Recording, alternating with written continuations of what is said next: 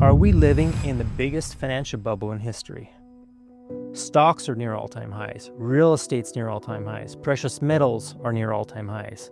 Food feels expensive. Electricity is expensive. Rent is expensive. Cars are expensive. Education's expensive. Medical care is expensive.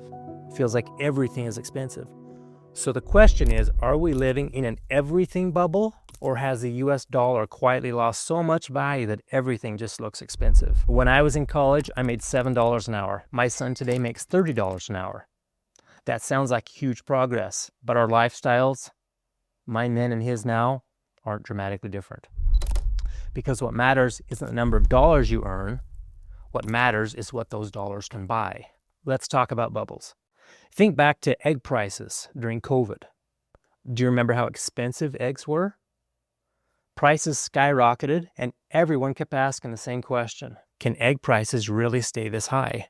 Eventually they didn't. Egg prices got cheaper. Prices fell. That bubble popped. Now look around today. It feels like everything is at an all-time high. So again, I ask the question, is everything in a bubble? Is that possible for everything to be in a bubble at the same time? Or has the dollar, the US dollar, quietly lost purchasing power? For thousands of years, gold has been used as money. It's outlasted empires. It's outlasted paper currencies. So instead of using dollars as our measuring stick, let's try something different. Let's measure things in gold and see what happens. Let's start with food. This first chart is food priced in US dollars. This chart is from the Federal Reserve, and it shows food prices in the United States going all the way back to the 1960s. The trend is clear. Food prices in dollars keep rising over time, decade after decade after decade. Food appears to keep getting more expensive, but that raises an important question. Has food actually become harder to produce? Why is food getting more expensive? Or has something happened to our measuring stick? Because today we produce more food than at any time in human history, and technology in every stage of production and distribution has improved dramatically. Farms and ranches are more productive than they've ever been. Machinery is more advanced. Seeds are more efficient. And those efficiencies extend through every stage, like I said, of production and distribution.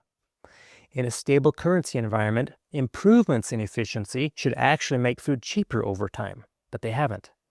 Now let's look at the next chart. This chart reflects food prices priced in gold going back to 1960, and the picture looks very different. When we use gold as the measuring stick, food prices are actually near long-term lows, which makes sense.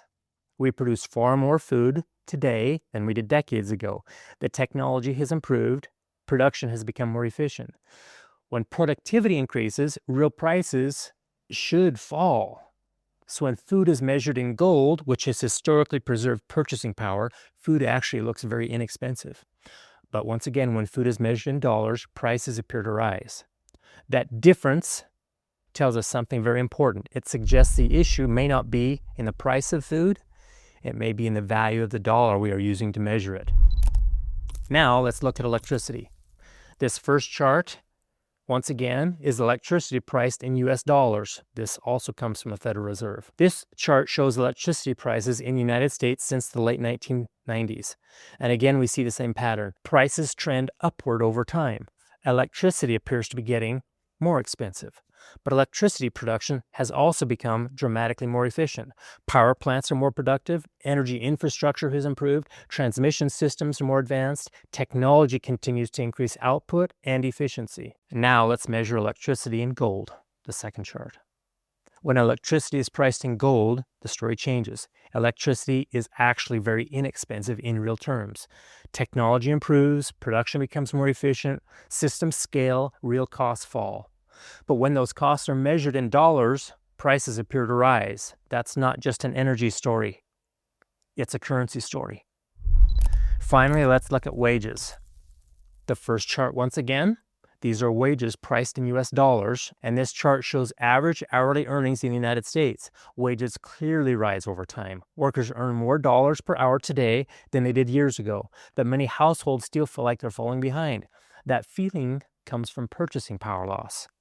Now let's look at wages priced in gold. When wages are measured in gold, the picture changes dramatically. Real wages are near multi-decade lows. So maybe we're not living in an everything bubble. Maybe we're watching the dollar lose purchasing power. And when your measuring stick shrinks, everything looks bigger. That's why investors think about inflation. That's why we hedge purchasing power risk. We invest in companies with strong balance sheets and durable earnings. Precious metals have historically preserved value, although they're ahead of themselves right now. Real estate has often served as an inflation hedge. You can call it an everything bubble, or you can recognize a weakening currency. Your investment strategy should be prepared for both. So here's the real question investors should be asking. If the dollar keeps losing value, how should your portfolio be positioned?